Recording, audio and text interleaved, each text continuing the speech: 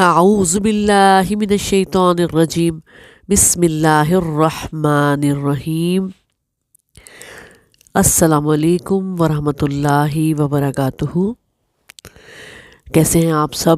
امید ہے خیریت کے ساتھ اور ایمان اور صحت کی بہترین حالت میں ہوں گے۔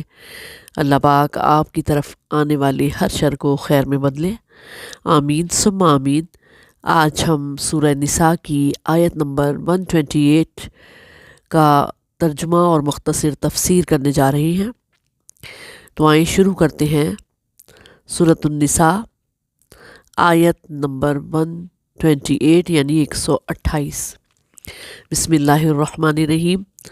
وَإِنِ امْرَأَةٌ خَافَتْ مِن بَعْلِهَا نُشُوزًا أَوْ إِعْرَاضًا فَلَا جُنَاحَ عَلَيْهِمَا أَن يُصْلِحَا بَيْنَهُمَا صُلْحًا وَالصُّلْحُ خَيْرٌ وَأُحْضِرَتِ الْأَنفُسُ الشُّحَّ وَإِن تُحْسِنُوا وَتَتَّقُوا فَإِنَّ اللَّهَ كَانَ بِمَا تَعْمَلُونَ خَبِيرًا۔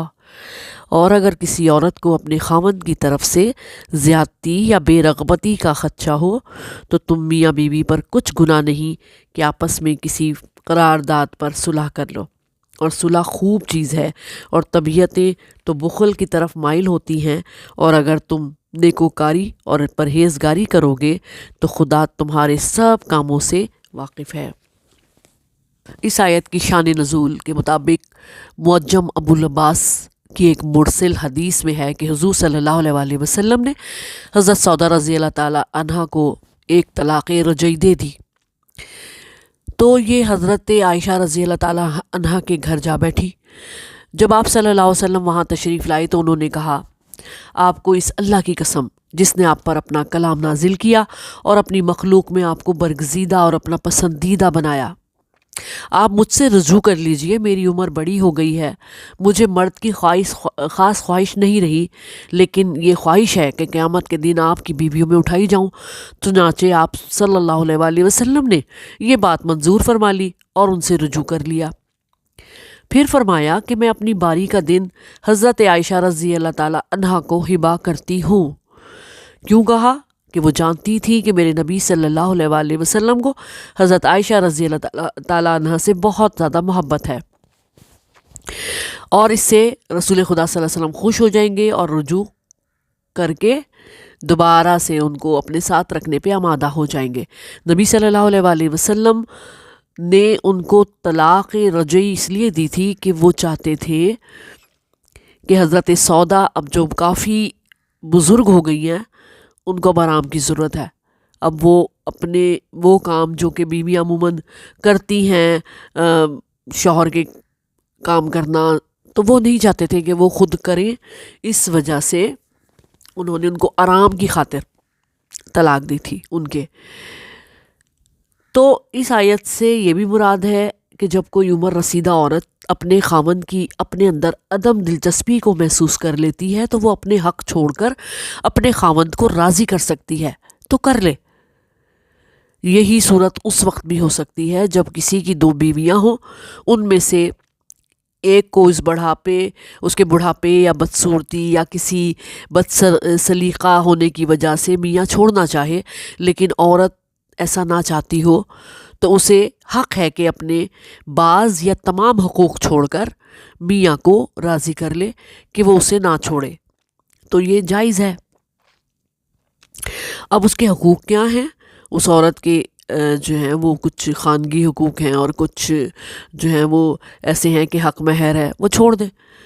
صلح بہتر ہے، صلح خیر ہے، کیونکہ تمام حلال چیزوں میں اللہ کے نزدیک ناپسندیدہ چیز طلاق ہے۔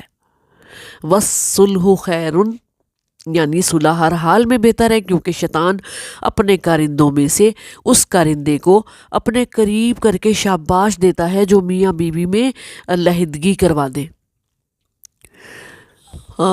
حضرت سودا بنت زمع رضی اللہ تعالیٰ عنہ جب بڑی عمر کی ہو گئی نا، تو پھر انہیں پتہ چلا کہ حضور صلی اللہ علیہ وسلم انہیں جو ہے انہوں نے دوبارہ قبول فرما لیا ہے طلاق رجعی کر کے، پھر دوبارہ سے ان سے رجوع کر لیا، تو اس پر یہ آیت اتری تھی۔ ابو داؤد میں ہے کہ میاں بیوی جس بات پر راضی ہو جائیں وہ جائز ہے، آپس میں وہ کوئی قرارداد جو ہے اس پہ سائن کر دیں، یا دل میں ایک دوسرے سے ہی، دل میں نہیں مطلب زبانی طور پر ہی ایک دوسرے سے کچھ لین دین معاف کر دیں اور حقوق اپنے معاف کر دیں، تو پھر کیا ہوگا، گھر بچ جاتے ہیں۔ حضرت ابن عباس رضی اللہ تعالیٰ عنہ فرماتے ہیں کہ نبی صلی اللہ علیہ وسلم کے وصال کے وقت ان کی 9 بیویاں تھیں جن کو آپ نے باریاں تقسیم کی ہوئی تھی۔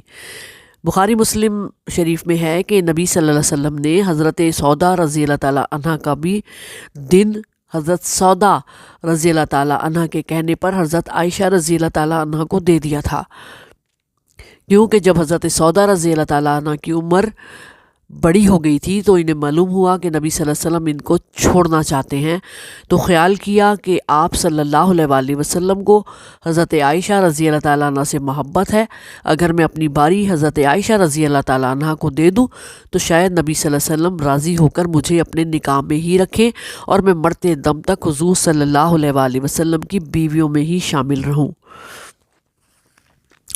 تو ایک اور اس میں الفاظ آپ نے دیکھا کہ وَأُحْضِرَتِ الْأَنفُسُ الشُّحَّ کا معنی ہے بخل، جس کے ساتھ لالچ بھی شامل ہو۔ تو یہ انسان کی فطرت بتائی گئی ہے کہ انسان میں فطری طور پر بخل بھی ہے، لالچ بھی ہے۔ مرد کا بخل اور لالچ کیا ہے کہ وہ عورت سے فائدہ تو اٹھائے مگر اس کے حقوق مکمل نہ ادا کرے، اور عورت کا بخل اور لالچ یہ ہے کہ وہ نفقہ تو پورا لے، مہر پورا وصول کرے، مگر اپنے حقوق ادا کرنے میں کوتاہی کرے۔ زوجین کی زندگی میں بعض اوقات تنگ دلی ابھر آتی ہے، مرد عورت کی طرف سے تنگ دل ہو جاتا ہے، عورت مرد کی طرف سے، اور پھر کیا ہوتا ہے کہ معاملہ خراب ہو جاتا ہے، طلاق تک نوبت آ جاتی ہے۔ اگر عورت اس وقت اپنا بقایا مہر چھوڑ دے یا کوئی اور فرائض جو کہ اس کے شوہر پر عائد ہو رہے تھے وہ ان کو معاف کر دے تو معاملہ خراب ہونے سے بچ جاتا ہے۔ اسلامی نظام اس پر کچھ لازم نہیں کرتا کہ تم ایسا نہ کر سکو گی، ایسا نہیں کرنا، بلکہ اختیار دیتا ہے کہ وہ اپنا فیصلہ بہت زیادہ سوچ سمجھ کر بہتر طریقے سے کر لے۔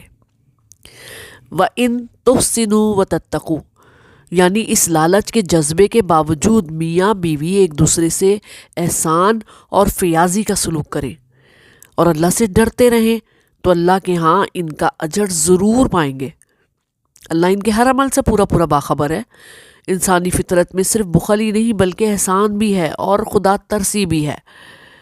انسان کو ایسے موقع پر ماتھے پہ آنکھیں نہیں رکھنی بلکہ دوسرے کا احساس کرنا ہے، اس بیوی کا احساس کرنا ہے جو کہ اس کے ساتھ پوری زندگی گزاری، بڑھاپا اس پر آ گیا اس کی خدمتیں کرنے میں، اور اب یہ وقت آیا کہ اس کو کوئی اور پسند آ گیا یا جو ہے وہ دوسری بیوی کی طرف زیادہ مائل ہو گیا تو وہ اس کو چھوڑ دے۔